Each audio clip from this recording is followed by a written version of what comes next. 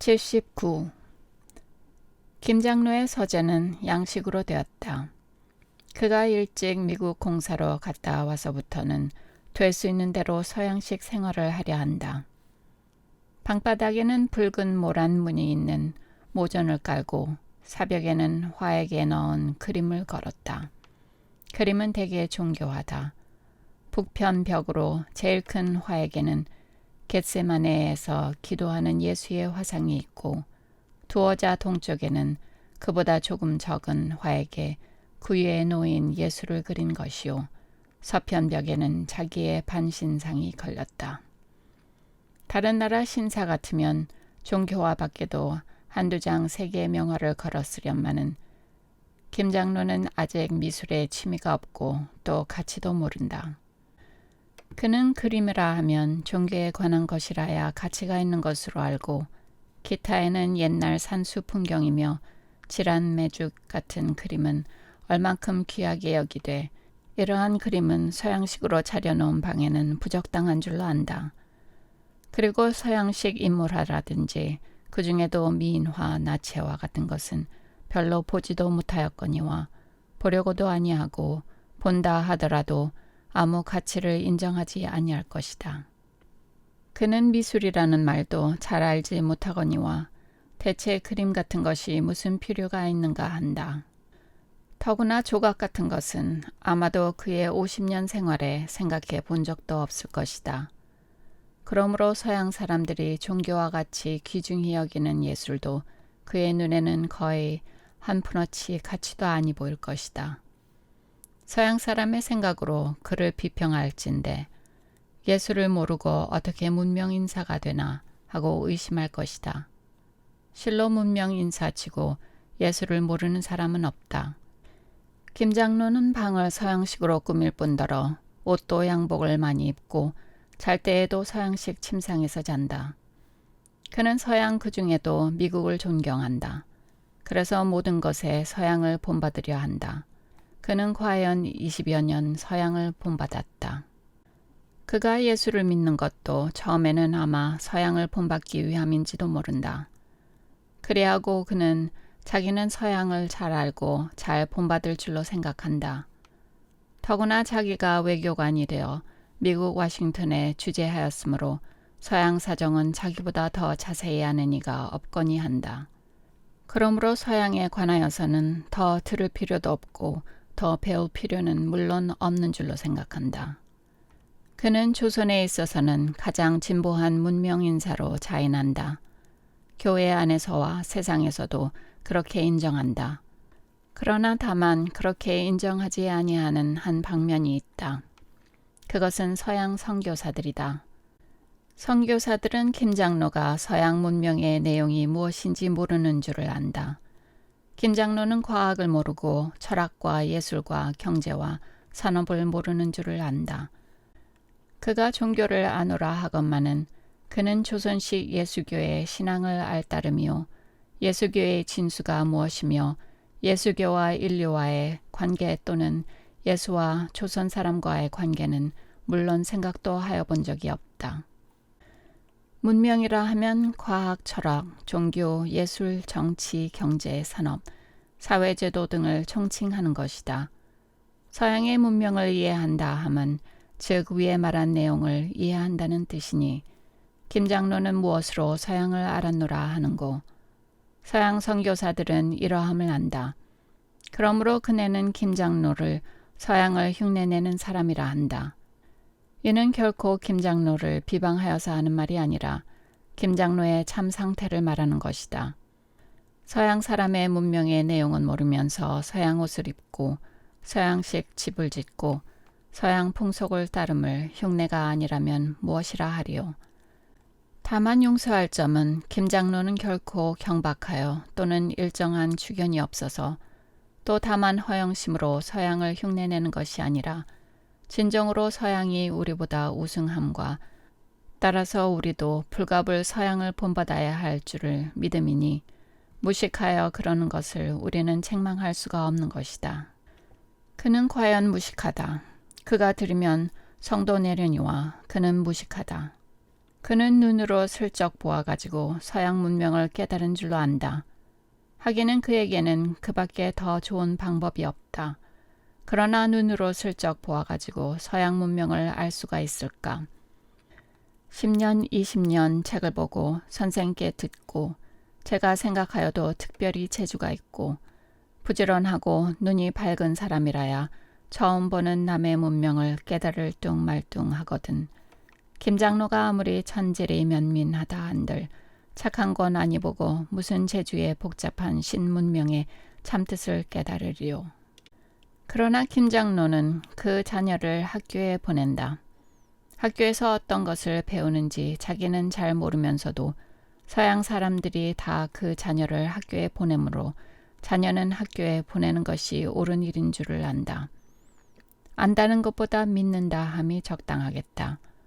그러므로 그의 자녀는 마침내 문명을 알게 될 것이다. 이리하여 조선도 점점 신문명을 완전히 소화하게 될 것이다. 오직 한 가지 위험한 것이 있다. 그것은 김장로 같은 이가 자기의 지식을 너무 믿어 학교에서 배워 신문명을 깨달아 알게 되는 자녀의 사상을 간섭합니다. 자녀들은 잘 알고 하는 것이었마는 자기가 일찍 생각하지 않던 바를 자녀들이 생각하면 이는 무슨 이단같이 여겨서 기어이 박멸하려고 애를 쓴다. 이래하여 소위 신구 사상의 충돌이라는 신문명 들어올 때 의뢰히 있는 비극이 일어나는 것이다. 자기가 생각하지 못하던 바를 생각함은 낡은 사람이 보기에 이단 같지만은 기실은 낡은 사람들이 모르던 새 진리를 안 것이다. 아들은 매양 아버지보다 나아야 하나니 그렇지 아니하면 진보라는 것이 있을 수 없을 것이다. 그러나 낡은 사람은 새 사람이 자기 아는 이상 알기를 싫어하는 법이니 신구 사상 충돌의 비극은 그 책임이 흔히 낡은 사람에게 있는 것이다. 80. 그러나 김장로가 미술을 위하여서 그 그림을 붙인 것은 아니로되 그 그림을 보는 자녀들에게는 간접으로 미술을 사랑하는 생각이 나게 한다. 자기는 그림을 위함이 아니요 거기 그린 예수의 화상을 위함이었마는 그것을 보는 자녀들은 그와 반대로 거기 그린 예수보다 그림 그 물건을 재미있게 본다. 어떻게 저렇게 정묘하게 그렸는고. 기뻐하는 사람들의 얼굴에는 기쁜 빛이 드러나고 괴로워하는 사람의 얼굴에는 괴로워하는 빛이 나도록 풀은 꼭 풀과 같고 꽃은 꼭 꽃과 같게 어떻게 저렇게 정묘하게 그렸는고 하는 것이 그의 자녀들에게는 더욱 재미가 있었다. 이것은 김장로는 모르는 재미요 그의 자녀들만 꼭 아는 재미이다. 김장로는 자기의 방이 신식이요 화려한 것을 자랑하고 만족하는 듯이 한번 방안을 둘러보더니 목사와 형식에게 의자를 권한다. 가운데 둥근 테이블을 놓고 세 사람은 속기같이 둘러앉았다. 형식은 담배가 먹고 싶건만은 참았다. 그리고 한번 방안을 둘러보았다. 저녁 서늘한 바람이 하얀 레이스 문장을 가만가만히 흔들고 그러할 때마다 바로 창 밑에 놓인 화분의 월계의 연한 잎새가 한들한들한다. 형식은 장차 나올 담화를 생각하며 자연 가슴이 아주 뛴다. 그러나 무슨 말이 나오든지 서슴지 아니하고 대답할 것 같다. 아까 우선이가 말하던 대로 하리라 하였다. 아직도 풍금 소리와 노래 소리가 들린다. 형식은 기뻤다. 어서 말을 시작하였으면 좋겠다 하고 목사와 장로의 입을 보았다. 목사가 아까 형식 씨를 보고 그 말씀을 하였지요. 이제는 직접으로 말씀을 하시지요. 하고 형식을 본다. 장로는 네 감사하외다. 내 딸 자식이 변변치 못하지만은 만일 버리지 아니하시면 허허 하고 목사가 그것은 장로께서 과히 겸사시오마는 두 분이 실로 합당하지요 하고 혼자 기뻐한다. 장로는 만일 마음에 없으시면 억지로 권하는 것은 아니외다마는 나는 형식 씨를 사랑하니까 하는 말이외다.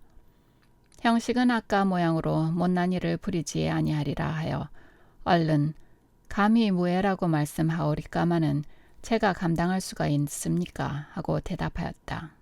그러나 얼굴은 붉어졌다. 장로는 만족하여 하는 듯이 몸을 젖혀 의자에 기대며 그야말로 너무 겸사회다. 그러면 승낙을 하시는구려? 하고 한번 힘을 주어 형식을 훑어본다. 형식은 문득 고개를 숙이렸다가 아까 우선에 못생겼다는 말을 생각하여 번쩍 고개를 들고 가슴을 펴며 낯빛을 엄숙히 하였다. 그러나 암만 해도 네 하는 대답이 나오지를 아니하여 속으로 괴로워한다. 목사가 자 얼른 말씀을 하시오 하는 뒤를 대어 장로가 그렇지요. 주저할 것이 있어요. 형식은 있는 힘을 다하여 네 하였다. 그리고는 혼자 우습기도 하고 부끄럽기도 하여 고개를 돌렸다. 승낙하셔요 하고 장로가 다짐을 받는 듯이 몸을 앞으로 숙인다. 형식은 우선에 쾌활한 것을 흉내내어 네 명대로 하겠습니다 하고 힘드는 일을 마친 듯이 휘 하고 숨을 내어 쉬었다. 과연 무거운 짐을 벗어놓은 듯하여 마음이 가뜬하였다. 그리고 새로운 기쁨이 가슴에 차고 김 장로의 단정해 보이는 얼굴이 새로 정답게 되는 듯하였다. 형식은 꿈속 같았다. 참 기쁜 일이오 하고 목사가 마음이 놓이는 것 같이 몸을 한번 흔든다. 참 어떻게 기쁜지 모르겠소. 그러면 내 아내를 오래서 아주 말을 마칩시다 하고 목사의 뜻을 묻는 듯 그러시지요. 또 지금 혼인은 당자의 허락도 들어야 하니까 선영도 오라고 하고 목사도 자기 딴은 구습을 버리고 신사상을 쫓거니 한다. 장로는 테이블 위에 놓인 초인종을 두어 번 친다. 그 계집아이가 나온다. 예, 가서 마님께 작은 아씨 데리고 오십수사고. 계집아이도 이 일에 눈치를 아는지 슬쩍 형식을 보더니 쌩긋 웃고 나간다. 세 사람은 말없이 앉았다. 그러나 그녀의 눈에 나도는 웃음은 그녀의 마음의 즐거움을 말하였다. 형식은 이제 선영을 만날 것을 생각하였다. 그리고 첫 번 선영을 만날 적과 일전 영어를 가르치던 때에 하던 생각을 하였다. 형식의 머리는 마치 술 취한 것 같았다. 전신이 아프도록 기쁨을 깨달았다. 부인이 선영을 뒤세우고 들어온다. 형식은 의자에서 일어나 부인께 인사를 하였다. 부인도 웃으며 답례하였다. 선영은 부인의 뒤에 숨어 선대로 목사에게 예하고 다음에 형식에게 예하였다. 선영의 얼굴도 붉거니와 형식의 얼굴도 붉었다. 형식은 손수건으로 이마에 땀을 씻었다. 부인이 장로의 곁에 앉고 선영은 부인과 목사의 세에 앉았다. 형식은 바로 부인과 정면하여 앉았다. 80일 선영은 고개를 숙이고 앉았다. 지금껏 형식이가 자기의 남편이 되리라고는 생각도 아니하였었다. 오늘 아침에야 비로소 장로가 웃는 말 모양으로 이 선생께서 잘 가르쳐 주시더냐 하고 유심히 자기를 보았다.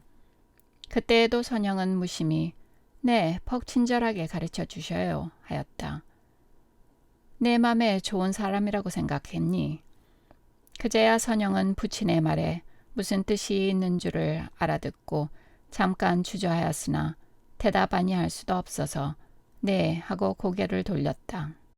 그리고 나서는 종일 형식의 일을 생각하였다. 형식이가 과연 자기의 마음에 드는가?